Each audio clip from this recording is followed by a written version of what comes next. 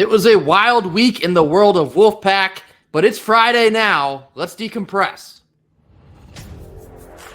You are Locked On Wolfpack, your daily podcast on the NC State Wolfpack, part of the Locked On Podcast Network, your team every day.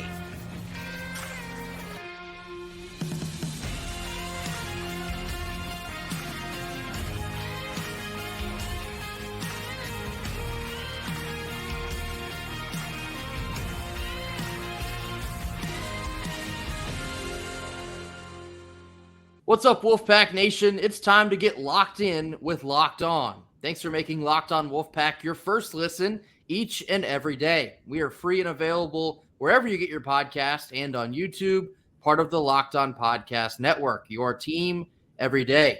Today's episode is brought to you by FanDuel. Make every moment more. New customers can join today and get $200 back in bonus bets if your first bet of $5 or more wins. Just visit FanDuel.com/lockedon to get started. Happy Friday to all. As always, I'm Grayson Boone, joined by former Wolfpack defensive tackle Kenton Gibbs. As I mentioned with the intro, it was a little bit of an up and down week. We had some women's basketball success. We had some men's basketball letdown, a little bit of in between. We're going to kick this thing off with Fan Friday on Friday. Let's get into it. First one here comes from Tint Tally 6638. A little bit of a conference realignment question that we haven't really talked about in quite some time. They say with the SEC Big Ten meeting and now the Dartmouth ruling, things looking to be changing fast. How do y'all see NC State navigating these uncharted waters? Do we get left behind? Kenton, I'll let you start with this. What do you think?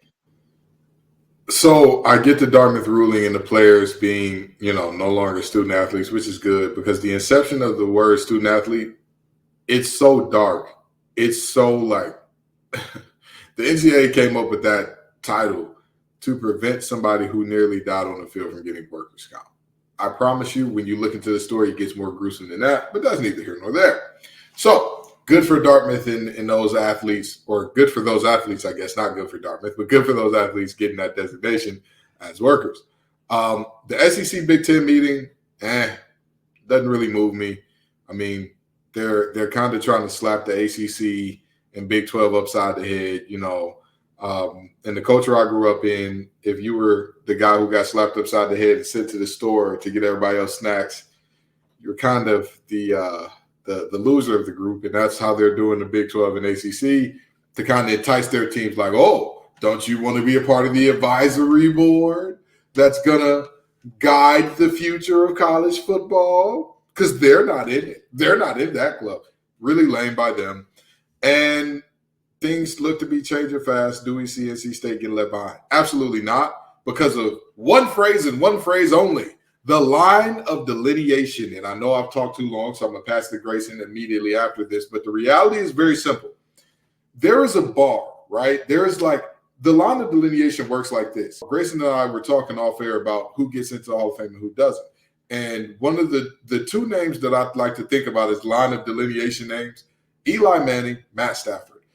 Eli Manning, you cannot put him in without putting Matt Stafford in because Eli then becomes your line of delineation. Stafford is a better player than Eli in every statistical category, and he has a Super Bowl.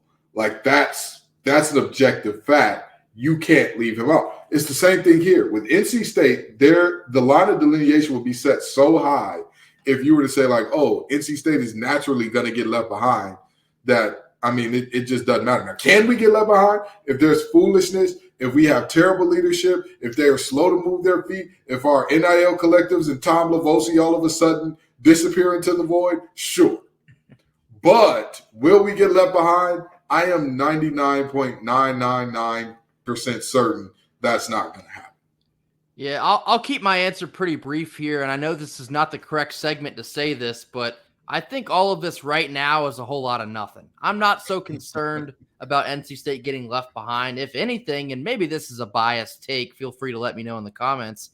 I think NC State is in an okay spot in terms of that line of delineation. I think we're attractive enough to warrant some looks from other conferences if it comes to that type of thing. But I think, right now you just can't call it. I think it's it's a lot of smoke and mirrors still. It's for the time being right now, NC State is okay. We'll see what ends up being the fate of the ACC and, whatever else happens after that. We'll just have to see how it plays out.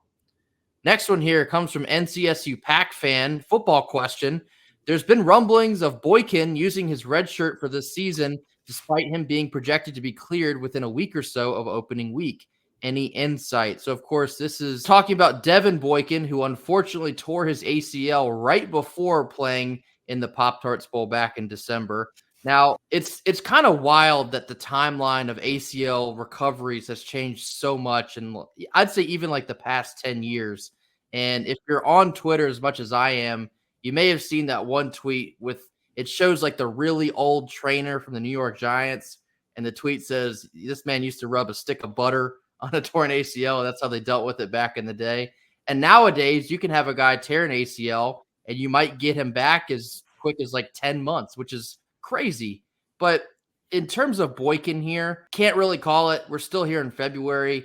Still obviously has a very long road of recovery, but this question in itself is important. I think with the addition of Donovan Kaufman, the safety transfer from Auburn this week, it gives you a little bit more flexibility. If you have the depth to feel comfortable enough with, then sure, maybe Boykin can take this year as a red shirt, get fully healthy, and then potentially come back with us in 2025. So still a lot of variables, but I'll say this.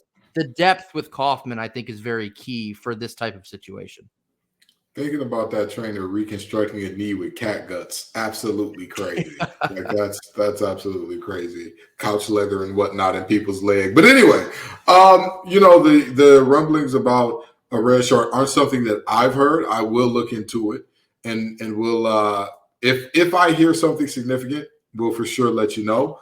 But I will warn you about this, NC State fans. Unnecessary red shirts generally don't end well for the Pack. Oh, brother. So I haven't thought about that in a minute. I was doing so well. So if he can play and wants to play, let the young man play. You know what I mean? Like you can never have enough good DBs. You can never have enough good safeties, especially in Tony Gibson's system, where at times you in certain sets, especially with the way that we use our nickels, you can sub in certain safeties in certain moments, especially a safety like Boykin. I'm not sold on, hey, he needs to redshirt. But the coaches are with him day to day. If they decide something along those lines and he decides something along those lines that he wants to do, more power to him. But again, I wouldn't – me personally, I'm hesitant to get excited or even be neutral about a red shirt being used in this situation in particular. And as always, in Coach Thunder, we trust. Next one here from Toast803. Again, why doesn't NC State get any respect when Play for K and V Foundation exist? Because of our support of these coaches. The fact that these exist prove NC State is a national brand and ready to have the accelerator pressed as the Dirty Foot Club power diminishes in the state and ACC. It is a crying shame that the men don't get to participate in the Jimmy V Classic every single year. Feels like the most absolute no-brainer of no-brainers. And I know there's been excuses of, oh, well, it happens during exam week and this, that, and the other. To be blunt about it, I think it's because NC State really hasn't been good enough to prop up in that primetime spot and play against another premier team, because they play in the Garden, I believe, in Madison Square Garden. I think we did it once, and I want to say we played UConn way back when. My idea of it is that, yes, NC State should be propped up into that. Jimmy V was our coach, and I know he also coached at Rutgers, but he was our guy. This should be our type of event every single year. We know obviously about Play for K and the women's team every single year, and it is one of the best yearly traditions that NC State is involved with, and you've seen how that has spread out across women's basketball. I would absolutely love to see men's basketball be kind of reconnected with the whole Jimmy V Classic thing. I think that's long overdue.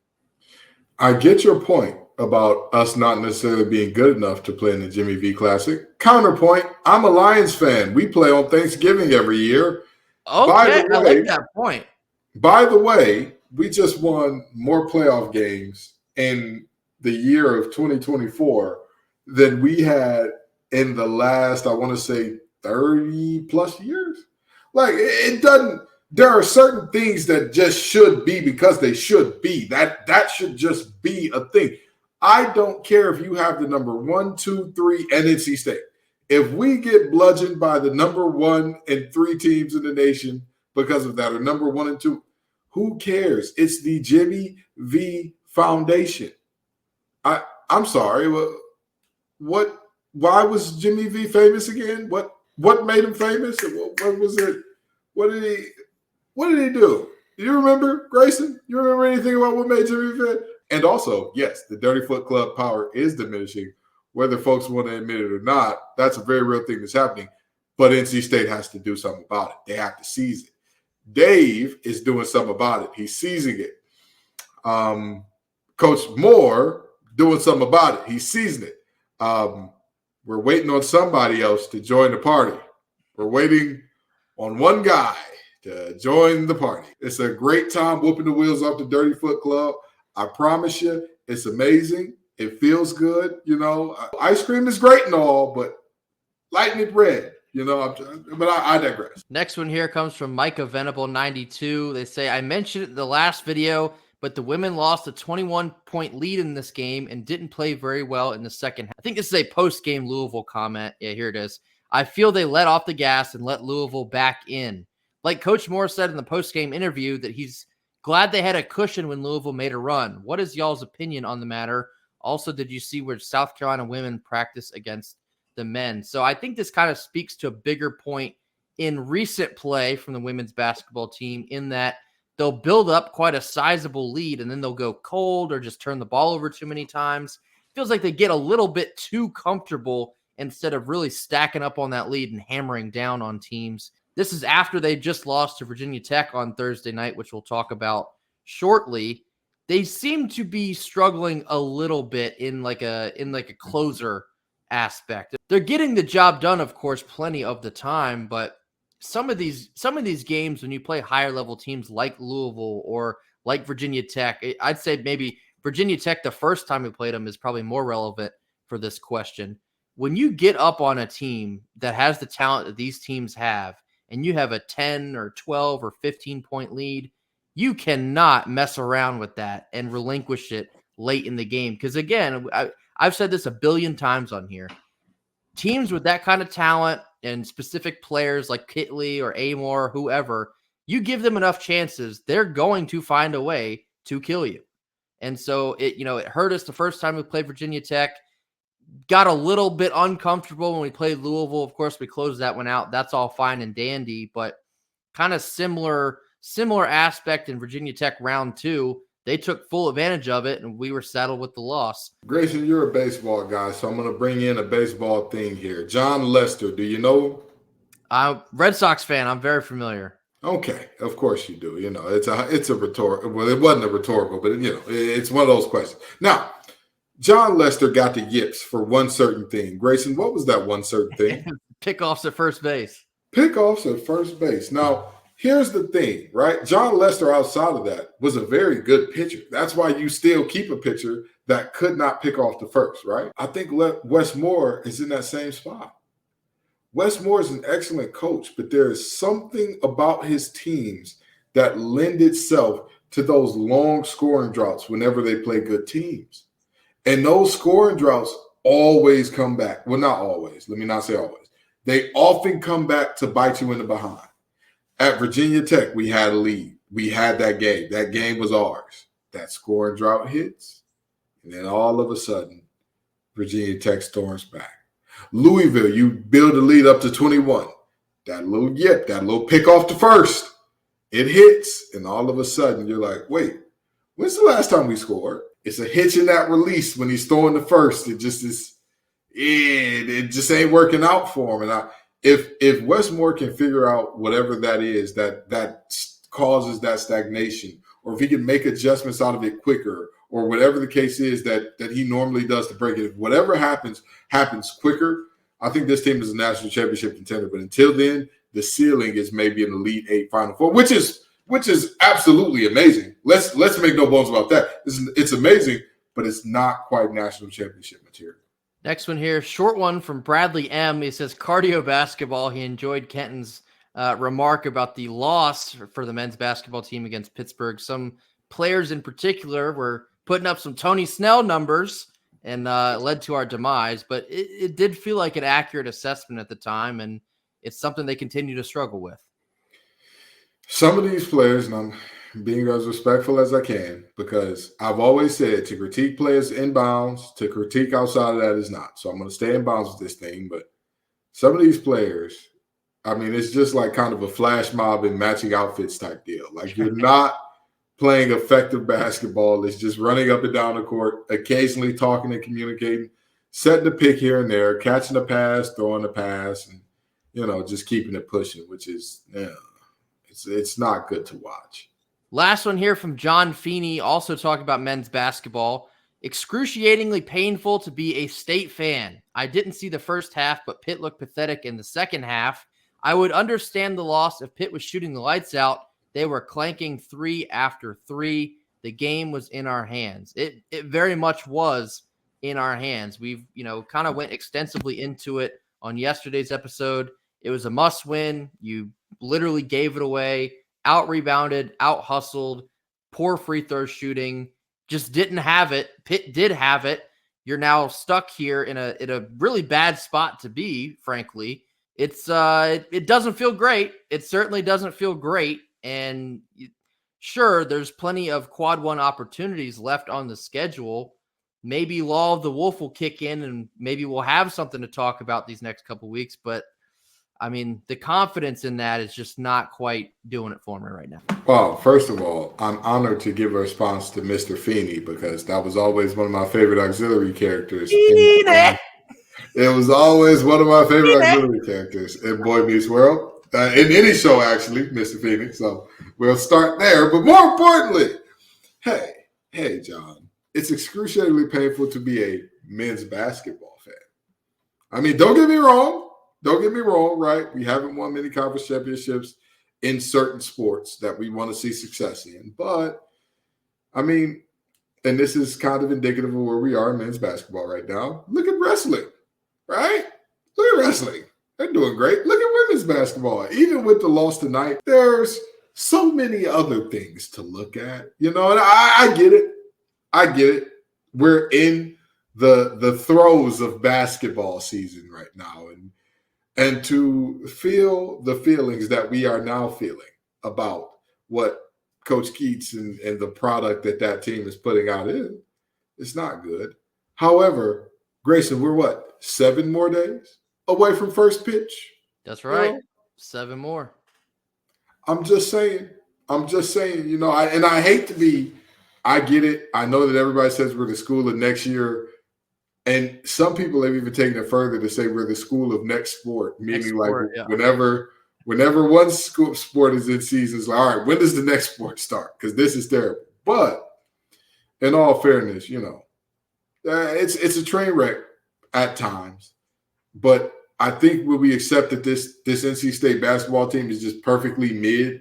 I can kind of sum it up in 2 very generic phrases. The first of which is it be like that sometimes. And the second of which, it is what it is. And that's just kind of where we're at. This point in the men's basketball season, it feels very low. Baseball season is now 7 days away. Of course, basketball season's going on. We fully understand that. We're not completely dismissing it, but it's hard not to be looking at the next sport to say, hey, please give us some hope, because these last couple months have been a grind. It's been a drag. So we need something to get excited about again. We're hoping Elliot Avon and the boys can provide that. But, for the time being, women's basketball, they're playing very good. They're playing a very good brand of basketball. I know they lost Thursday night. Not so concerned with that. We'll talk about that in just a second. But we need something else to chew on for a little bit. Maybe it's baseball. Maybe it's more women's basketball. But men's basketball, they're in a tough spot. Up next, we're going to get into this Thursday night loss for the women's basketball team against Virginia Tech after a quick word from our sponsors. Our Friday sponsor is FanDuel. Happy Super Bowl weekend to all who celebrate from FanDuel, America's #1 sports book. If you're like me, this Super Bowl Sunday is all about scoring the best seat on the couch, grabbing your favorite football snacks, and placing some Super Bowl bets. FanDuel has the place to do just that. They have so many ways for you to end this football season, the very last football game of this season, with a W or 2 or 3. Not only can you bet on who will win Super Bowl 58 between the Niners and Chiefs, but FanDuel also has bets for anytime touchdown scores, over-unders on receptions, passing yards, rushing yards, receiving yards, you name it, they got it, and so much more. New customers can join today and get $200 in bonus bets if your first bet of $5 or more wins. Just visit FanDuel.com/lockedon to sign up. That's FanDuel.com/lockedon, LOCKEDON. Make every moment more with FanDuel, the official sportsbook partner of the NFL. Rounding out our Friday episode with a little bit of a recap of the women's basketball game on Thursday night. Took a tough loss at the hands of the Virginia Tech Hokies by a score of 72-61. Now, unfortunately, swept by the Hokies after narrowly losing to them up in Blacksburg. They come down to Reynolds and get us again. I think the unfortunate reality is that the ACC on the women's side runs through Elizabeth Kitley. Boy, saying that the ACC runs through a big is a risky proposition, Grayson.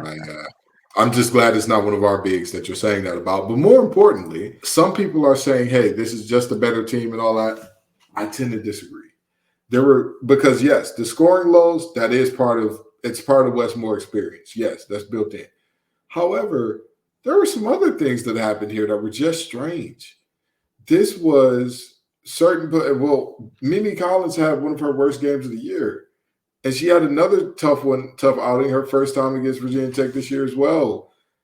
River Baldwin, you and I both talked about the fact that she didn't look 100%. Right. And what happened? Kitley and company dominated the boards. Absolutely dominated the boards. This is not something that I would expect as our regular and as our usual, but the bar is up there for this women's program. That it's like the expectation is winning. And here's the real beauty of this for the women's team. Nobody judges this group of young women anymore by what happens in February. We're beyond that. March is the end game. April basketball is the end game for this team. And so with that in mind, I think that it's clear that this team needs to learn from these mistakes and get it fixed. This team needs to learn from, hey, maybe River Baldwin does need a little bit more time off, or maybe, we need to figure out a better rotation for our front court to kind of help her and Mimi Collins out when there are struggles there. In our backcourt, they were phenomenal. They did their thing and all that, but they had their struggles as well. Maybe we don't need Sanaa Rivers jacking up threes and whatnot, because she's phenomenal inside the paint. She's phenomenal when she's attacking downhill, but that jump shot, and this is not to call anybody out to say these are bad players. Because, yeah, these are all phenomenal players. I think multiple players I've mentioned should be all conference, if not all American as well. And so with that being said, this game is a learning experience. You take it, you watch the film, you dissect it, and you learn from it. So take this loss, grow from it, learn from it. And again, it's about the end game for Westmore in this group.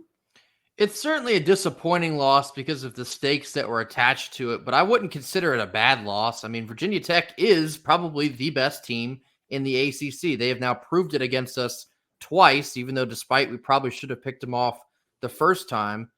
The rebounding in this game was obviously a very stark contrast. Got out-rebounded by 17 in this one. Kitley just destroyed us down low. You mentioned their backup center also had 8 boards. That seems kind of wild in this one. But our front court just struggled. I mean, you only get 2 points from Collins, 4 points from Baldwin. Just really couldn't be effective all night. Again, a lot of that speaks to how good Kitley is down low. The guard play for State was good. It's just touching back on these long stretches of going scoreless. It is seemingly a recurring issue. I don't know. I wouldn't say it's exactly a feature, more so than maybe just an unfortunate bug. But it's, another game where it killed you at least. The first quarter I thought was awesome. It was a great shot making from both teams. It really felt like it might have set the tone for the rest of the night. And then Virginia Tech from that point on really just took control and said, we're not going home without this win.